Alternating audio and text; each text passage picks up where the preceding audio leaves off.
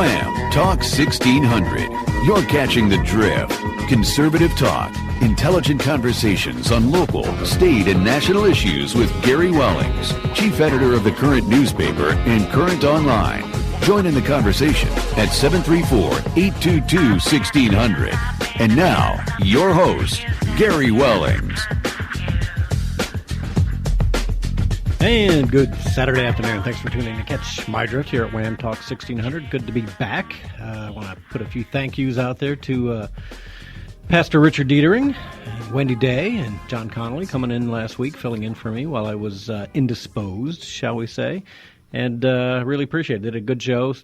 So thanks, Pastor Rick. I really appreciate it. It's great to know that I can rely on you to fill in on these last-minute things like this, so it's very helpful. Let's take care of our sponsor this half hour, Rock Shop on Godfredson Road, 734-455-5560. If you have not been out to the Rock Shop, make sure you get out there. I'm sure you have things around the house that you need to get done, gardening, landscaping, whatever it is you need to do. Get out there, see what the products they've got. They will teach you to install everything they sell for free. So 734-455-5560. Marco and Helena do a great job with the products out there. Stones, boulders, walls, rocks for your walls, you name it. They've got it all out there. Paving stones, the whole 9 yards, and a great bunch of statuary that's really cool for your garden. So you can check out some of their products online, www.rock-shop, that's shoppe.com. And again, 734-455-5560. Easy to remember. They're right off of Godfredson Road and M14, so just check it out. Okay, so the biggest news this week was Brexit. I wasn't super surprised. I was kind of, when you watch enough of the polls and you finally learn the ropes of the internet, you can kind of keep track of what the media is not telling you, and they're wrong. So I was kind of 24, 36 hours in advance, was pretty positive that was going to pass and that the Leave would win out, and they did win out. So it was, for me, it's not my country, but, I think it's the English people and the Wales and the Irish and everyone else, all the people in the United Kingdom kind of standing up. Now, Scotland kind of went the other way, and now they're talking about going another independence vote to get away from the UK and then join the EU. Let's face it, I'm not sure that there's going to be an EU around in a few years. They're committing cultural suicide in Europe, and we're kind of following in their footsteps. So if you haven't been paying attention to the immigration problems that are happening in Germany and Italy and Greece and elsewhere in the EU, you need to be, because that is like the canary in the coal mine. And what happens to Europe will probably happen here, because the Democrats, the progressive liberals, the rhino Republicans who keep wanting to bring more of these refugees and these jihadists hiding as refugees and just plain old Islam. Folks, I can only encourage you to do one thing. Go buy yourself a copy of the Quran and read it, please. I did. I was in my 30s. I was kind of looking. I was kind of lost. I wasn't happy with my religious and my spiritual self. And I was looking. I read the Quran. I read it not for any other reason than to see if there was something there, And I read it and I saw everything. And it wasn't until I got to the very end that I realized something's just not right. And I just, at that point, I said, you know what? Muhammad's got one set of rules for himself and a different set of rules for everybody else. And to me, that's not equality. That's not justice. I thought to myself, Muhammad must be a Democrat, because he wants one set of rules for everyone else, but he doesn't want to follow them. He's like a Bill Clinton or Hillary Clinton. Do as I say, don't do as I do. And that's just not right. If you want to call in about Brexit, 734-822-1600. Love to have your calls on that today. But I loved Donald Trump. If you didn't watch his speech from Scotland, now he just happened to be going to Scotland for the opening of his new golf course there, Turnberry, I think it's called, in Scotland. And was it on purpose? I don't know. Maybe it was.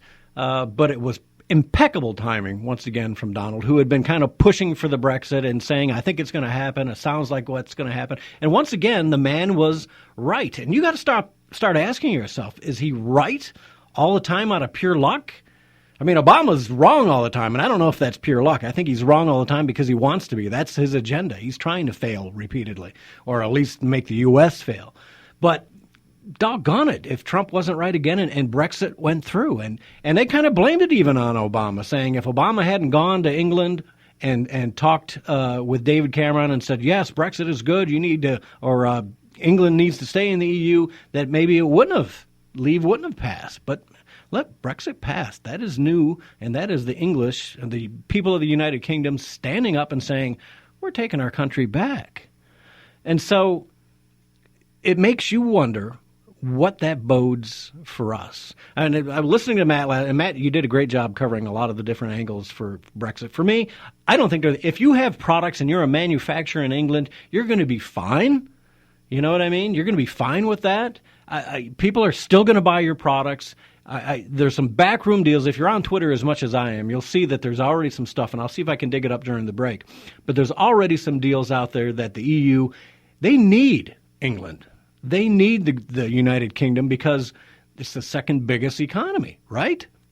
Let's take a call from Jimmy from Manchester. And that's Manchester, Michigan, I think, right, Derek? Jimmy, welcome to the show.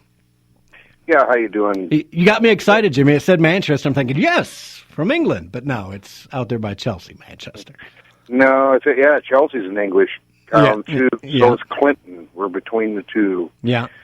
But anyway, I think that we're seeing a worldwide movement toward nationalism. We're being forced by politicians and the powers that be to accept these other cultures, and people are starting to see through it, and they don't want a part of it anymore. I think that is really what this is more about than anything. It's not so much they wanted to get out of the EU. They're tired of seeing their British identity destroyed.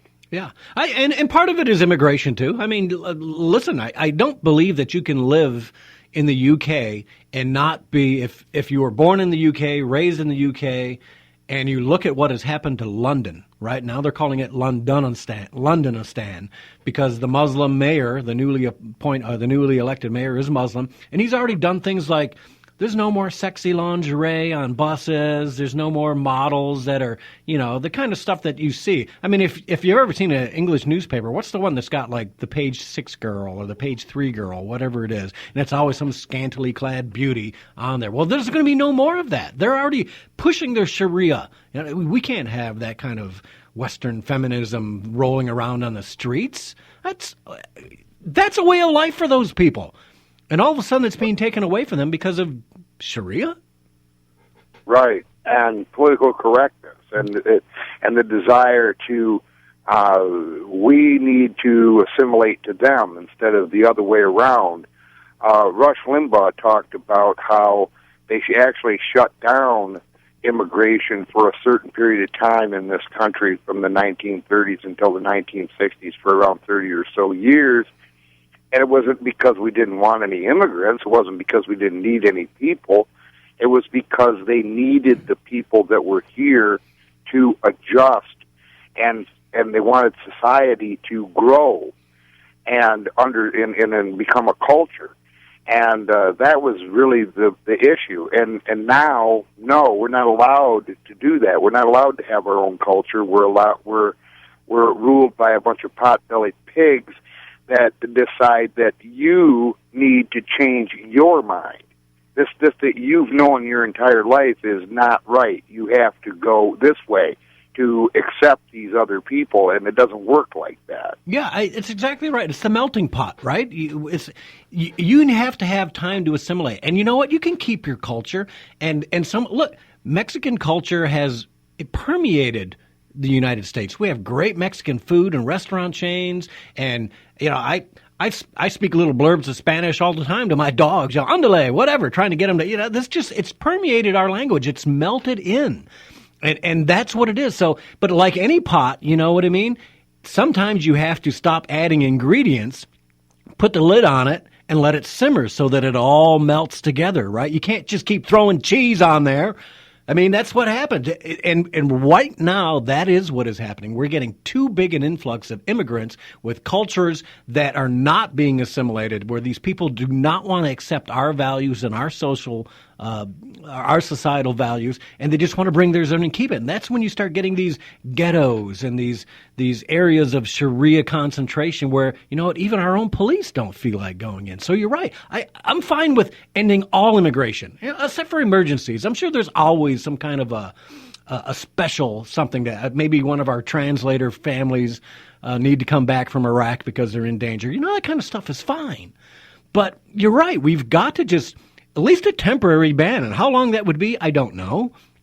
But it's not just the culture, right, Jimmy? It's also affecting our economics, isn't it?